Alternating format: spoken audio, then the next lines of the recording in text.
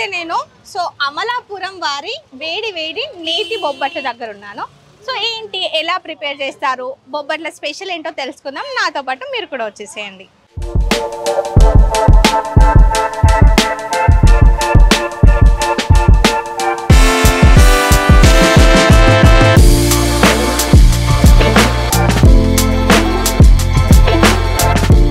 నమస్తే అండి, ఎలా ఉన్నారు? సో బిజినెస్ ఎలా జరుగుతుంది? పర్వాలేదు, బాగానే జరుగుతుంది. ఓకే, సో అమలాపురం వారి నేతి బొబ్బట్లు, వేడి వేడి నేతి బొబ్బట్లు. సో ఏంటి అమలాపురంలో స్పెషలా? స్పెషల్. సో ఏమేమి బొబ్బట్లు ఉంటాయి అన్న ఇక్కడ మరి? బెల్లం కోవా రెండు ఉంటాయి. ఓకే, బెల్లం కోవా రెండు ఉంటాయి. పూతరేకులు, డ్రై ఫ్రూట్స్ పూతరేకులు. డ్రై ఫ్రూట్ పూతరేకులు కూడా ఉన్నాయా? ఓకే అండి. సో ఇప్పుడు ప్రైస్ ఎలా ఉంటుంది మరి? బెల్లం 20 అండి, కోవా 30. ఓకే, సో కోవా 30, బెల్లం అయితే 20. సో ఒకసారి మా కోసం ప్రిపేర్ చేస్తారా? చేస్తాం. Okay done.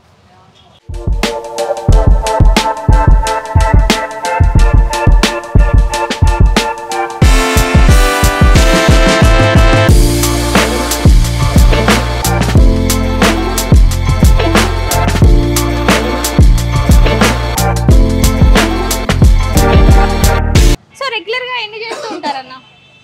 150 అవి 150. సాటర్డే సండే బాగుంటుందండి. ఓకే, సో రెగ్యులర్ గా ఎప్పుడు వస్తుంటారు జనాలు? రెగ్యులర్ గా అంటే 7 దాటిన తర్వాత వస్తారు. 7 దాటి. సో ఇక్కడ ఆఫీసెస్ కి నుంచి ఇంటికి వెళ్తారు కాబట్టి సో 7 తర్వాతనే వస్తూ ఉంటారు. ఓకే, సో ఇవే కాకుండా పూతరేకులు కూడా ఉన్నాయి. సో ఈ బిజినెస్ స్టార్ట్ చేసి ఎన్ని ఇయర్స్ అవుతుందండి? నేను స్టార్ట్ చేసి 2 months అవుతుందండి.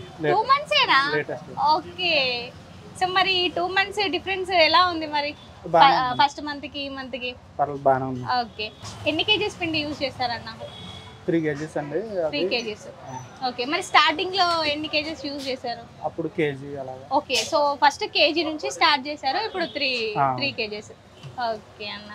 So and Amalapuram special bobbatlu. Okay, so మన కోసం అయితే అమలాపురం స్పెషల్ బొబ్బట్లు అయితే రెడీ చేశారన్న. సో చూడండి.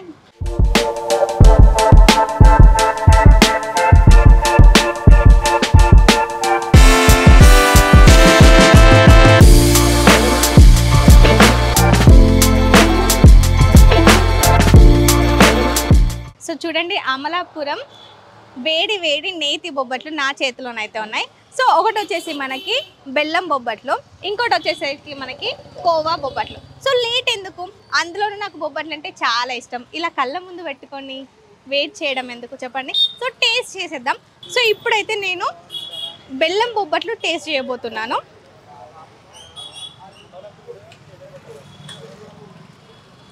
చాలా బాగుంది. సో నోట్లో వేసుకుంటే కరిగిపోతుంది అని అంటారు కదా, సో అదన్నమాట. నోట్లో వేసుకోగానే కరిగిపోయిందండి. సో నెయ్యి వేశారు కదా మనకి, చాలా బాగుంది. టేస్ట్ అయితే సూపర్ ఉంది. సో డెఫినెట్గా మీరు కూడా వచ్చేసేయండి.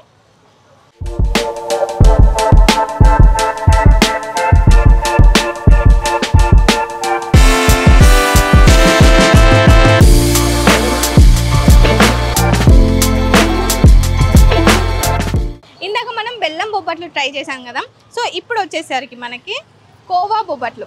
చూడండి ఎంత బాగుందో కదా. సో దీనికి కూడా పైనుంచి మనకి నెయ్యి వేశారు.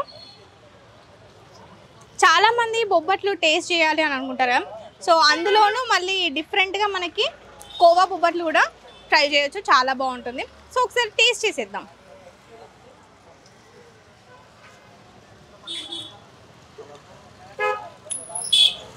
చాలా బాగుందండి, మంచిగా స్వీట్గా.